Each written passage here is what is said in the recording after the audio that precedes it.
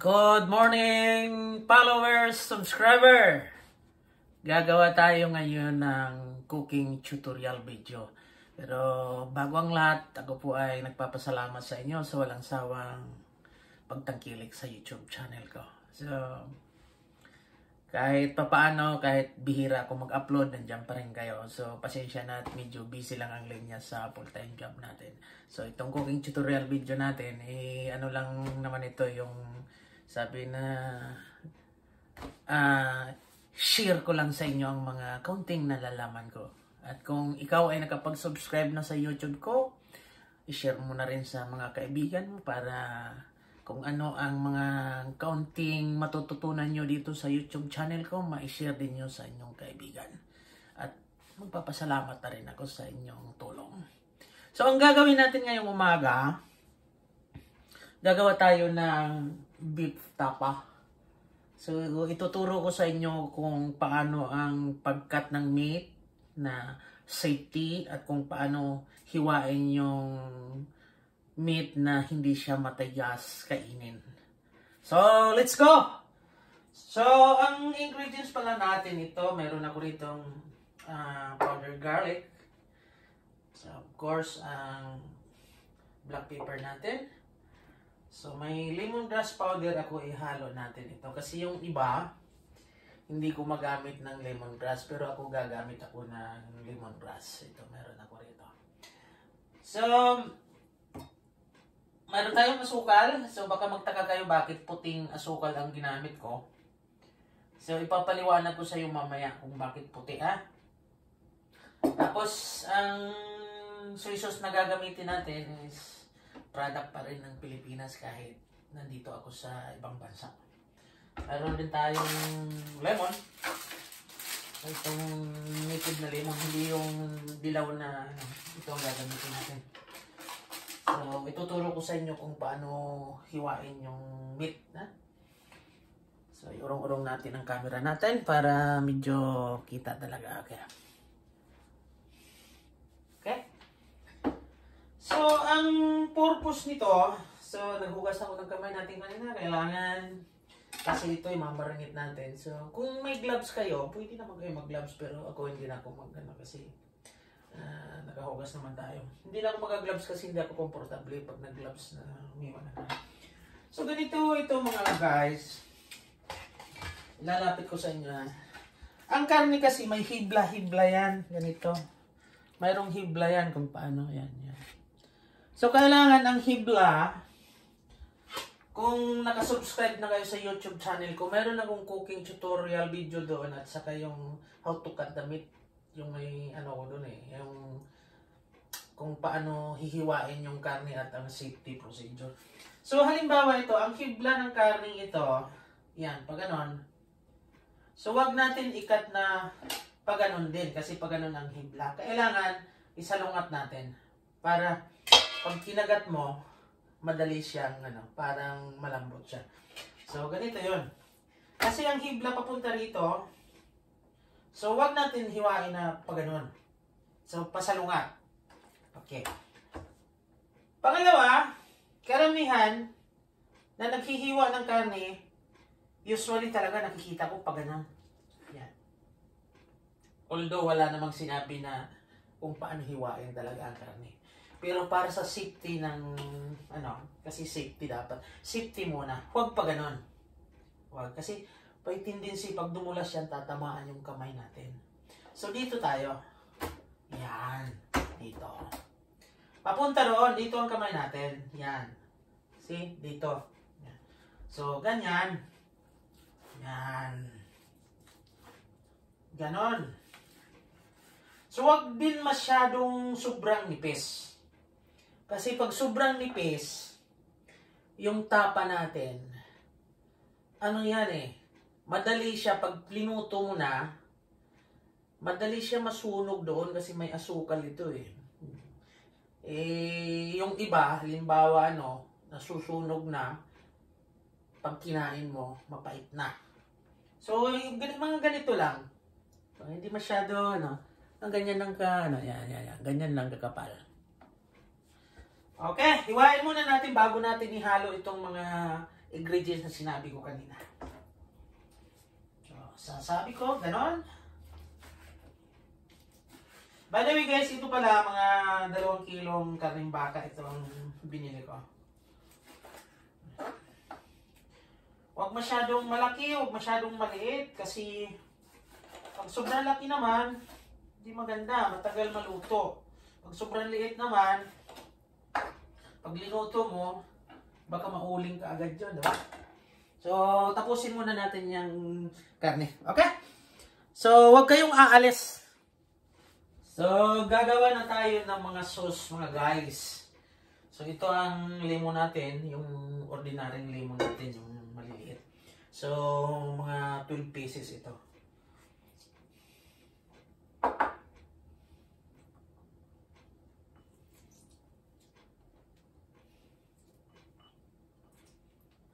So, hindi ko na pinakita yung buong paghiwa ko ng karne kasi baka magsawa kayo. Hindi nyo matapos kasi medyo mahaba-haba pag sinama ko pa yung paghiwa. So, dito na sa, dito tayo mag-focus sa panghalo natin kasi ito ang napaka-importante. Kung paano maging masarap yung beef tapa natin. So kung ang proportion nito mga guys, kumuha na kayo ng papel at ballpen nyo para matandaan nyo. Kuha na kayo, kuha na ng papel at saka ballpen. Ayan na ba? Okay. Sa 2 kilong karne ng baka, pero kung hindi nyo ako masundan mamaya, pwedeng balik-balikan yung video ko. Sa 2 kilong karne ng baka, o kahit sa 1 kilong karning baka, dapat sa 1 kilong karning baka, mayroon kang 1/4 na soy sauce. O di kaya 2 lemon na, 1 lemon sa 1 kilo. Yung lemon na yellow ang sinasabi ko ha. Pero kung gumamit kayo ng lemon na native gaya nitong ginagamit ko, siguro mga 12 piraso. Pwede na yun. So, hindi na ako gumamit ng strainer kasi kaunti lang naman. Pero kung maramihan, gumamit kayo ng strainer, ha? Para,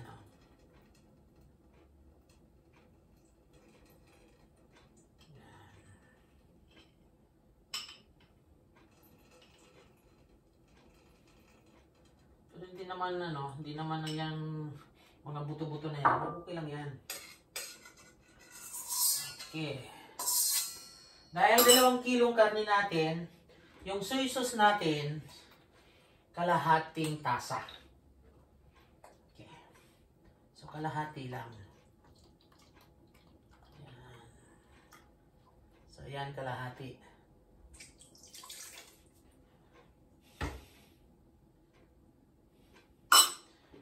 Sugar.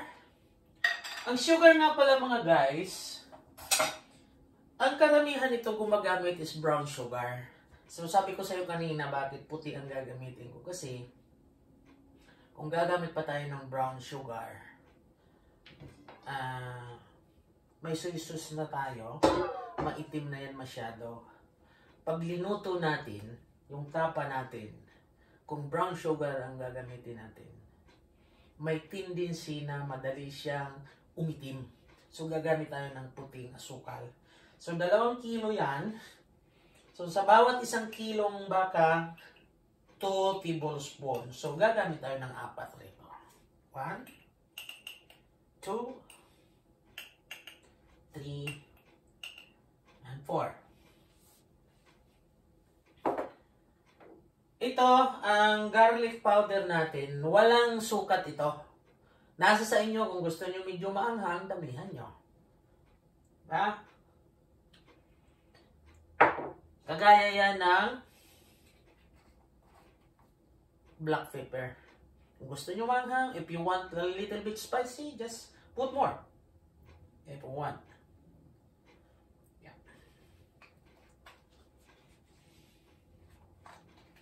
ika nga walang, ano yan, walang sukat ang, ano. Itong, ano naman, lemongrass, ang karamihan nito, hindi pa ata nabuksan to. Lemongrass, ako lang ang gumagamit nito. Gumagamit ako nito kasi ang lemongrass, malaki ang tulong sa katawan natin. Yung iba hindi gumagamit ito talaga. Kung halimbawa, sa ibang pagluluto ng karing baka, halimbawa sa mga sinigang o ano, gumagamit tayo ng fresh na lemongrass. So dito, kasi tapa tayo, gagamit tayo ng powder na lemongrass.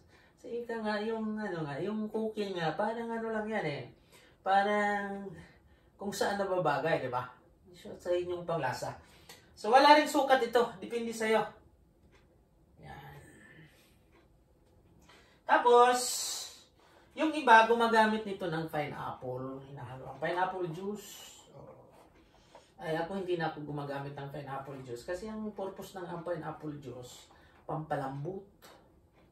Pampalambot at saka vitamin C. So, mayroon naman tayong lemon. Pwede na yan. Pero kung nasa inyo, kung gumamit kayo ng lemon juice, okay lang yun. So, dito, ang asin, gagamit tayo ng asin, additional lang. So, wag masyado marami, baka umalat kasi may soy sauce na tayo, ha? Ganun lang. Yan. At itong additional, optional ito, suka. So, bakit gagamit tayo ng suka? Baka magtaka kayo. Ang purpose ng suka, kasi tapa ito, para ma-preserve siya ng husto. Kasi ito ang suka, nakakadagdag ito ng pag-preserve ng mga linuluto natin. Konti lang, 2 takip lang. Yan. Kasi pag sobrang suka naman, pag sobrang dami ng suka, baka kumunat yung karne. Ha? Huwag niyong masyadong damihan. So, maka-Pinoy pa rin ako kahit nandito na ako sa ibang bansa. Suka, dato puti pa rin.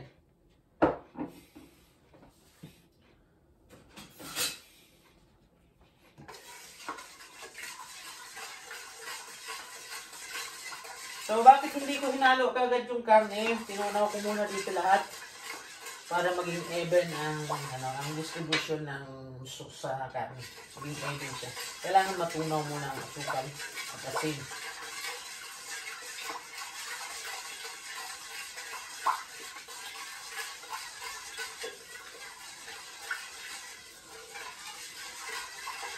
So, dito ngayon, titikman nyo ito ngayon. Depende sa inyong panglasa, kung anong panglasa nyo. Gusto nyo maanghang? Ganun naman. Yan.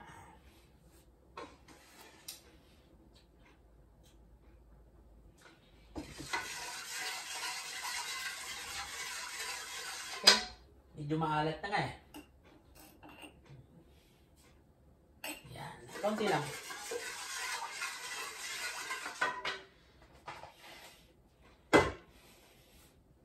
So, wag natin ibuhos kaagad, biglaan. Sa isa lang. Yan.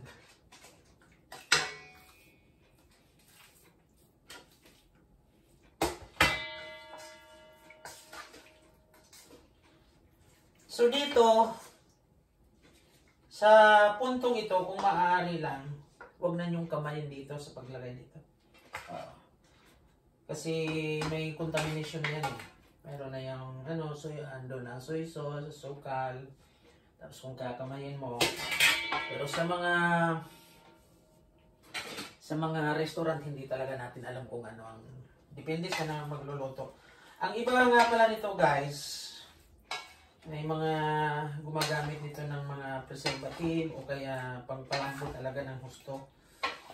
So, gaya ng baking soda. Yung iba gumagamit ito baking soda. Kasi ang baking soda, pampalambot dyan. Pero ako hindi ako gumagamit ng baking soda kasi how much more lumalam. Kaya nga palambutin yung karne. Eh, bituka pa kaya ng tao. Nakakain ito. So, hindi ako gumagamit ng baking soda. Pero ang baking soda, hindi naman yung lason kasi ginagamit nga yan sa pagluluto sa bakery. May bakery pa ako, gumagamit din ako yan. Kaya lang, kung manotice natin sa mga nangyayari, kung obserbahan natin yung paligid natin. Ang karamihan ng may sakit na cancer, yung mga mayayaman. Alam niyo kung bakit? Kasi yung mga mayayaman, hindi yan masyado nagluluto sa mga bahay nila, sa mga hindi yan sabi na luto-lutong bahay, hindi yan. Umagayan lagi yan doon sa mga class na restaurant, sa mga sikat na restaurant. Pero hindi nila alam. Doon yung mga processed food, doon nakukuha yan. Bakit nagkaka-cancer? Pero hindi ko naman sinasabi na lahat na kinakain natin sa restaurant, ng cancer. No. Yung sinasabi ko lang, may punto lang doon, may nakukuha tayong sakit doon na pwede magkaroon tayo ng cancer.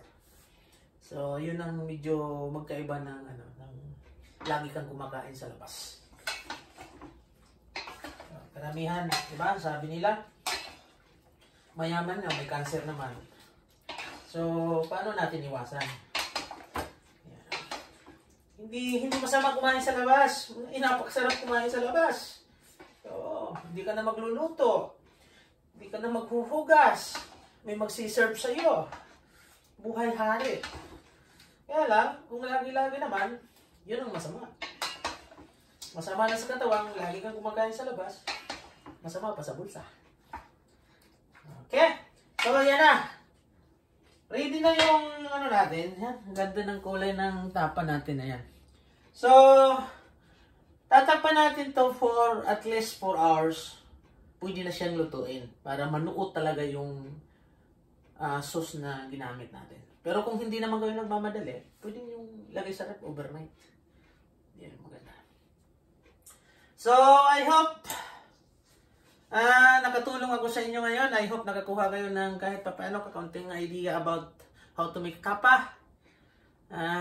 Kung nagustuhan nyo doon sa mga hindi pa nakapag-subscribe sa YouTube channel ko, kung abutin kayo ng video ito, kung gusto nyo mga ganitong klaseng video, luto-luto sa kusina, please subscribe, like, and share. And huwag na rin kalimutan pindutin ng notification bell para updated kayo sa mga video ko.